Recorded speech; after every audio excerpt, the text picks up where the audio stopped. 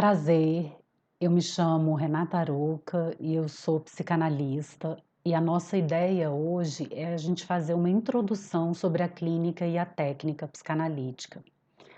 Para isso, nós iremos nos basear naquele texto freudiano Recomendações aos Médicos que Exercem a Psicanálise. Nesse texto,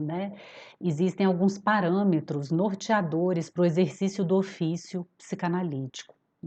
em que o autor, para se pensar a clínica, nos aspectos tanto de saúde, que não necessariamente quer dizer ausência de doença, como nas várias formas de sofrimento, adoecimento psíquico, teceu uma série de teorias a respeito da técnica, onde nós vamos nos basear principalmente em duas regras fundamentais, que é a associação livre e a atenção flutuante, É importante também a gente ter clareza que Freud traça regras, proposições, tanto para o analista quanto para o analisando, ele vai pensar a questão do tratamento e do método e criar um método de investigação para aquele objeto específico da psicanálise que é o inconsciente dinâmico. E a partir disso, a partir da sua experiência, ele vai formular uma teoria, ele vai formular regras. Então, essa interface entre teoria e clínica, clínica e teoria, ela existe a todo momento. Uma outra coisa que ele coloca que é fundamental nesse texto é que ele vai falar que essas regras, elas são mais do que regras, elas são recomendações, que isso serviu para ele e que não necessariamente isso vai servir para todo mundo. Adentrando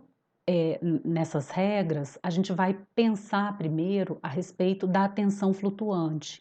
dirigida ao analista, que quer dizer da importância e da capacidade do analista de poder escutar livremente seu paciente, escutar sem qualquer tipo de preocupação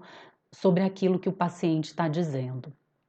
Já a associação livre, dirigida ao paciente, ela quer dizer da importância do paciente relatar tudo o que lhe vier à cabeça, sem qualquer tipo de seleção, sem qualquer tipo de crítica. Ao longo desse texto também, ele vai falando, ele vai fazendo algumas recomendações, como por exemplo, não se tomar ou se fazer qualquer tipo de nota durante a sessão. Ele tece também um paralelo entre pesquisa e tratamento e vai dizer da importância da técnica como algo que diferencia um e outro. E ele vai dizer que, para fins de pesquisa, aquilo que se é relatado de uma sessão de análise, ela não é exatamente aquilo que ocorreu. E ele vai utilizar que aquilo é uma pseudo-exatidão do ocorrido. Ele fala também da importância do analista ser receptáculo de toda e qualquer tipo de projeção que o paciente venha a fazer e da utilização disso para fins de interpretação e reconhecimento do inconsciente. Ele faz também uma diferença entre sugestão e interpretação. E ele vai dizer que a sugestionabilidade se distancia da interpretação e da técnica psicanalítica e da importância do analista ter consciência do porquê e para que ele está fazendo aquilo.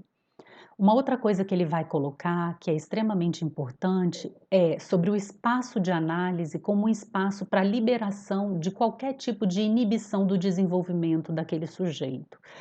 da liberação dos instintos daquele sujeito, e da importância de se colocar as racionalizações de lado, para se ter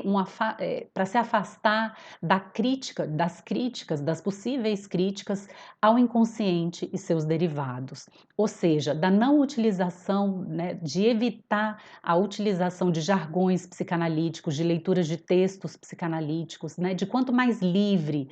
o analista tiver em sua escuta e o analisando tiver na sua possibilidade de se falar livremente, melhor para o trabalho.